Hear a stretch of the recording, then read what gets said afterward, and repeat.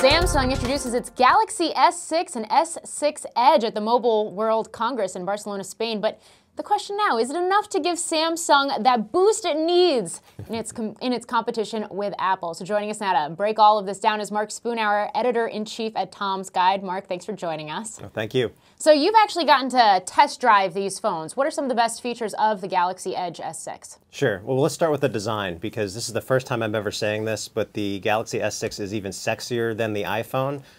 Granted, a lot of us wind up putting cases on these things, but that first impression is critically important. I love the way that they've put Gorilla Glass on the back, and it reflects the light, so it actually seems like it's changing colors when you flip it around. It's almost like, what color is that dress? Oh, yeah. on your phone. So they have like blue topaz and emerald green. There's a lot of personality to the design. And the S6 Edge brings you a rounded corners on both sides of the display, which will attract even more people. And so those are some strong words, sexier than the iPhone. Do you think those features are going to be enough to give Samsung the, pardon the pun here, the edge, so to speak, against Apple and its iPhone 6 and 6 Plus? Well, I mean, there's a lot at stake here. I think when people go into the store, they're not just looking for design, they're looking for features. And what I like about the S6 is that they've also upped the ante when it comes to the camera. I can go right to the camera with a double tap of the home button in 0.7 seconds. So it's not only a better camera, but you can get those pictures faster. But I think it really comes down to the ecosystem, and Samsung is trying to build that out. So they have the new virtual reality headset that's going to be supporting this. And then there's Samsung Pay, which is going to support 90% of all retailers, which is even more than Apple has with Apple Pay. So I think they have to tell that better together story in order to make a dent in Apple's market share.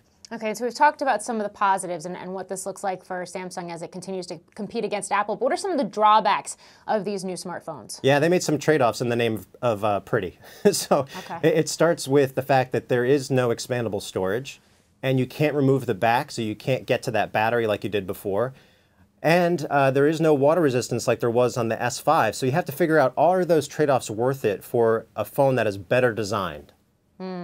Certainly things to consider, especially if you live in the snowy Northeast. You might want to wait to check these out until it gets a little warmer and a little drier. Mark Spoonhour, thanks for joining us. Thank you for watching. I'm Morgan Brennan. Have a great day. Hey YouTube fans, I'm Landon Dowdy from CNBC. Thank you so much for checking out our channel.